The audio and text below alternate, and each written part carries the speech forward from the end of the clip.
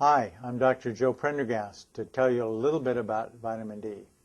Well, maybe to tell you a lot about vitamin D, because I began my professional career very interested in vitamin D.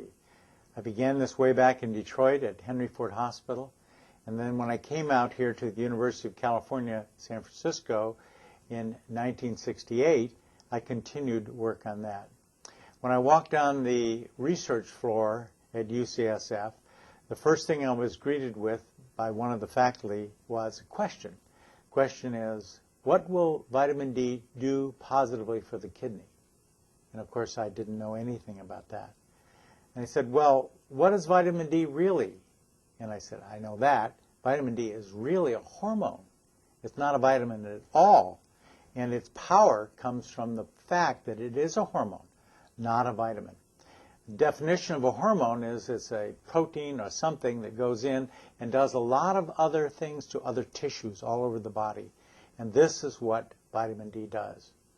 But the research in this was slow. And my career often went into different areas where things were happening more. And I went into diabetes more, always with an onset of interest that would flare with any new piece of information about the vitamin D. So what I was able to do was to catch, at the late 90s, the first real news about vitamin D. We began by virtue of other things happening in bone disease, just like I was interested in before. But the whole thing was circulating around the fact that vitamin D was really good for bones, more than we ever knew, was going to replace all the other things for osteoporosis. That's my opinion. But it was something that seemed to be working very, very well and got away from a lot of the side effects that are stalking all of us today with products, various things people have taken for osteoporosis. So we're in a new situation, and we love this. So when I began to find out there was a lot of old history that was really good, I said, this has got to be something special. Oddly enough, the first thing I wanted to do was to find out why the Germans wanted to do this for bird flu.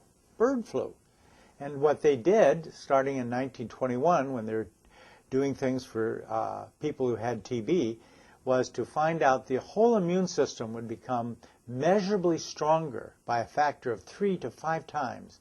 And this was probably better than any vaccine was ever going to be, and enabled anybody in Germany to survive the bird flu, should it come. Well, it hasn't come as of this particular writing, and this is a combination, though, of a variety of other things we put together, but we had probably the strongest thing in the world we could probably do to take any virus, any sort of even cold or flu, and make it better. Then through some writings of people from Australia, I learned this same immune system could go up and make a big difference in asthma, where asthma could have a situation where people could drop 1/2 of all their medications, and even some quit all medications for asthma. I thought, this is really something. I'm not used to this. This is more than I could ever think about. Then we had a problem when we had the ability to look at cancer. I received a newspaper from the Los Angeles Times from a patient who was down there, and he emailed me to it and said, look at this. They say 16 major cancers from various studies that were done in Europe would all be diminished by 90+% if you took vitamin D, and took it to new levels where you've never gone before. I'd never seen this before.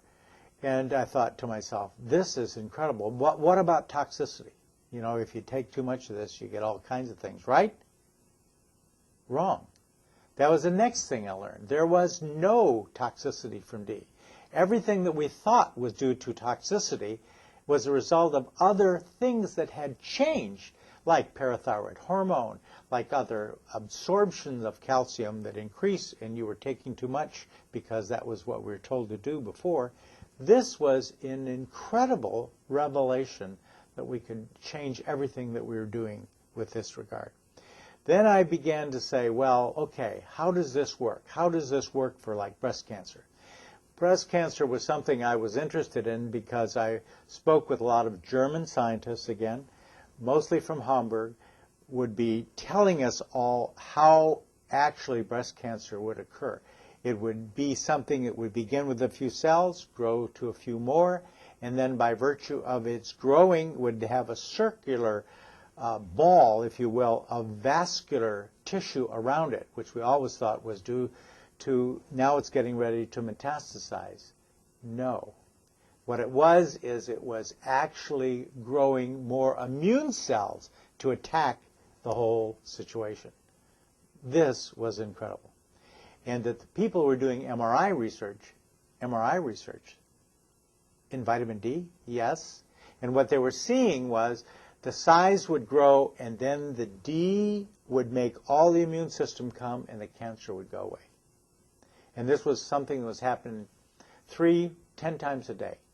This is really a new light as far as I was concerned with reference to working on something with vitamin D. Then we began to see various other things that people would do. Somebody came to me one day, lied, new patient, said, I want to go take some more vitamin D. I know you're interested. Would you check me? And I said, sure. And then I'm leaving. I'm going to go to Europe for a year. Would you give me a year's supply? And everything seemed right. I did all this. And then 6 months later, he called me and said, I lied to you. What'd you do? He said, well, my brother-in-law was told he had 6 weeks to live. He had lung cancer. And I just felt terrible. I went to the internet and I saw these things about cancer being something that was prevented by vitamin D. And I thought, this is really fantastic. This is something that I really have to think about doing for my brother-in-law, but I didn't know how to get it. So I lied to you. So I said, where is your brother-in-law now? He said, he's in Acapulco. He's water skiing. I said, wow, that's a good story. But the story's really good because that was 3 years ago. And he called me before Christmas this year.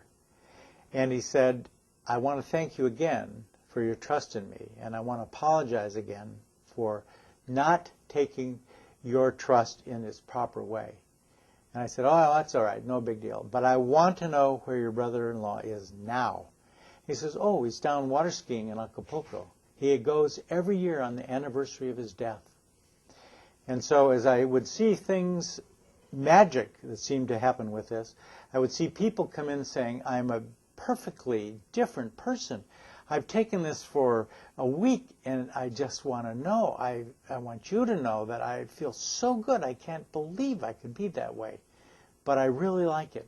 I'm very, very pleased that you know how to do it and how to handle it. And I said to them then, as I would say to anybody now, vitamin D is a miracle drug. It already won the Nobel Prize long ago for other things. But it is a wonderful thing for you to acknowledge that it's helping you today, because your health is what's being pursued, and this is what's good for you. And as I always say, it's your time. Thank you very much.